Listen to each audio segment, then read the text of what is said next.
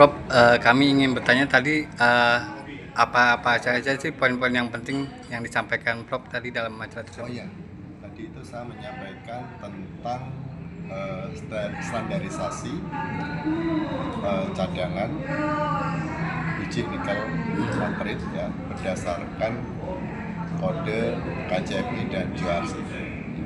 Jadi kode KCMI dan JRC ini kan suatu panduan sebenarnya, panduan untuk sistem pelaporan hasil eksplorasi, estimasi sumber daya dan estimasi cadangan. Ya, nah kebetulan kan acara APNI ya, jadi konteksnya disesuaikan dengan dapat atau biji nikel laterit gitu ya. Nah, apa yang perlu di-highlight bahwa kita tadi udah saya sampaikan bahwa kalau kita nggak melakukan standarisasi gitu ya, data yang sama itu outputnya bisa berbeda, hasil hitungannya bisa berbeda gitu. Dan sebenarnya kita nggak ingin data itu harus sama gitu ya.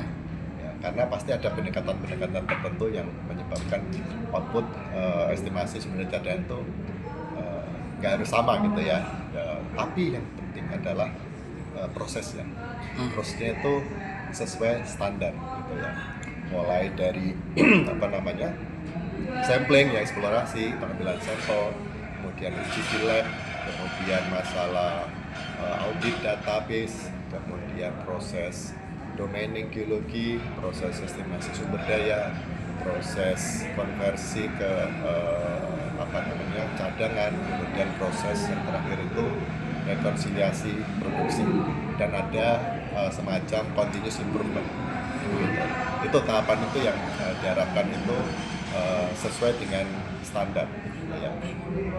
Itu poinnya di situ ya, supaya hasil estimasi cadangan itu bisa accountable, kemudian juga auditable, dan tentunya bisa dipertanggungjawabkan. Prof, terkait cadangan, kira-kira cadangan nikel kita ini berapa tahun lagi? Nah, kalau ini saya kebetulan tidak tidak keep in mind gitu ya. Jadi saya belum bisa menjawabnya karena memang tidak keep in mind mengenai angkanya gitu ya. Jadi saya tadi kan lebih ke prosesnya gitu ya. Mungkin bisa teman-teman. Ya. Karena kan salah satu pemangkasan kuota produksi ini kan salah satu alasannya untuk menjaga cadangan nikel gitu, cadangan mineralnya kan. Makanya itu juga saya tadi tanya, kira-kira berapa lama lagi, kenapa harus jadi dipangkas tadi kuota kan produksinya? sudah disampaikan oleh pembicara terakhir juga ya, bahwa cadangan itu kan tergantung cut-off grade-nya berapa begitu kan ya. Benar-benar. Jadi kalau cut-off grade-nya diturunkan, ya cadangan bisa bertambah, atau umur bisa tambah lama ya, dengan asumsi dengan produksi sama.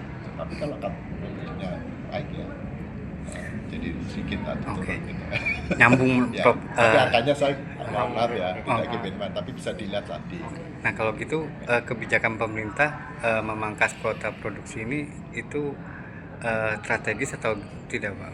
Nah, ini juga saya mohon maaf ya, tidak bisa komen terlalu banyak terkait ini ya, apakah pembatasan produksi ini strategis atau tidak. Tentu pemerintah punya alasan tertentu ya, yang terbaik lah mestinya ya.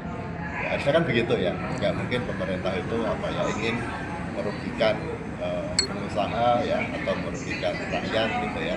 Tapi ya saya tidak bisa banyak komen di sini. Kita lihat lah ya ke depannya seperti apa gitu ya. Tentu itu yang terbaik, walaupun kadang-kadang ada unsur politis ya. Iya sih. Gitu. Mohon maaf.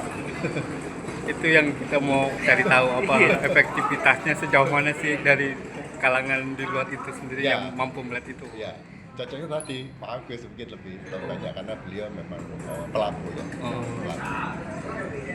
Saya kebetulan dari akademisi, jadi ya mungkin terbatas juga ya mengenai simpang siur di Itu dia. berpolitik. Ini. Oke, kembali ke Ya. yang tadi Prof. Itu permasalahan utama dari eh, standarisasi KCM itu apa sih yang selama ini terjadi, Prof? Nah, sebenarnya begini ya, sebenarnya kan sudah seringlah dilakukan sosialisasi ya terkait dengan pentingnya kode KJMI atau JRC. Kita KJMI lah ya kalau di Indonesia itu. Ya, saya tadi hanya sifatnya refreshing aja ya, mencoba untuk istilahnya ya refresh, mengingatkan kembali teman-teman ya di pelaku industri bahwa standar ini jangan dilupakan ya. Standar itu bukan berarti metodenya harus sama, enggak ya, tapi yang mengikuti prosedur sesuai yang sudah dituliskan ya oleh kode itu. Nah, kembali lagi ya, kalau tidak mengikuti itu ya tentu itu tadi ya ada faktor-faktor yang misalnya underestimate atau overestimate, kemudian supply rantai pasok ke smelter mungkin ya apa namanya tidak sesuai dengan harapan gitu ya, kemudian ya tentu mempengaruhi juga ya investor ya, Ya. gitu ya. Jadi kepercayaan investor perlu dijaga ya. Selain ada faktor ESG ya yang sudah dibahas tadi gitu. Itu kalau global. Jadi itu aja sih, mengingatkan kembali ya bahwa ada standar yang harus yang sebaiknya dipenuhi.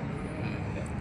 Nah, terus kalau untuk acara ini menurut Prof bagaimana tuh pandangannya? Acara ini kebetulan saya kan sudah 2 kali ini ya terlibat atau diundang sebagai narasumber pembicara. Tahun lalu juga sama ya, tapi lebih ke waktu itu pemodelan sumber daya. Ya, acara ini saya kira sangat baik ya, sangat bagus untuk kembali lagi dalam tanda kutip mengingatkan kembali ya, merefresh kembali hal-hal yang terkait dengan kondisi terkini ya, pertambangan terkini, situasi terkini pertambangan di Indonesia khususnya di nikel laterit ya, baik dari sisi teknis maupun non teknis ya, tadi ada mengenai mungkin aspek peraturan perundangan, aspek mengenai tadi harga patokan mineral ya, kemudian mengenai teknis terkait dengan standarisasi cadangan, sampai yang terakhir tadi mengenai diferensiasi limba dan dasar produktif. Saya kira sangat menarik dan itu penting ya. Saya setuju diadakan tiap tahun untuk kembali merefresh teman-teman ini ya, mengingatkan kembali bahwa ada hal-hal yang perlu dalam tanda kutip dipegang gitu ya, dijadikan pedoman maupun diikuti update-nya gitu ya. Oke, terakhir Prof, harapan atau kesan dan pesannya untuk acara ini ke depannya gimana? Ya, harapannya acara ini tetap berlangsung ya, paling tidak setahun sekali. Kemudian acara ini bisa membuka wawasan ya kepada teman-teman para penambang. Ya, kita tahu para penambang ini kan ya skala produksinya ada yang berbeda, ada yang kecil, ada yang besar ya. Misalnya ada penambang ini, ada penambang besar ya. Nah, itu harapannya saling di forum ini bisa saling mengisi ya, sehingga bisa saling belajar gitu. Kendala-kendala apa saja sih selama ini yang terjadi, sehingga dapat mencari solusi bersama ya ke depannya untuk kebaikan bersama. Tadi sempat dikatakan win-win solution apa gitu ya. Ini juga bagusnya sih ada keterlibatan pemerintah juga ya di sini untuk jadi narasumber ya. Ada sih mungkin tadi Dari Minerba.